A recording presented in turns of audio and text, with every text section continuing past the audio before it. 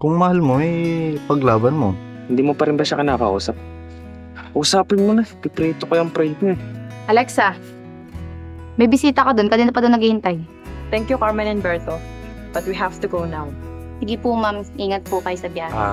Ma'am Carmen, Mang Roberto, Alex and Rob. Maraming salamat po. Aalis na po kami. For almost 1 year. We're good friends. Kaya, honest ako sa'yo kasi Kaya hindi na po siya nagtatrabaho dito. Sinundo na po siya ng ate niya. 1 linggo na po nakakalipas bago po kayo umalis dito sa farm. Ganyan ka ba talaga kamanhid? Wala ka talagang pake sa nararamdaman ko? who tell you that I'm here? May nakapagsabi sa akin na dito ka nagtatrabaho. Sino?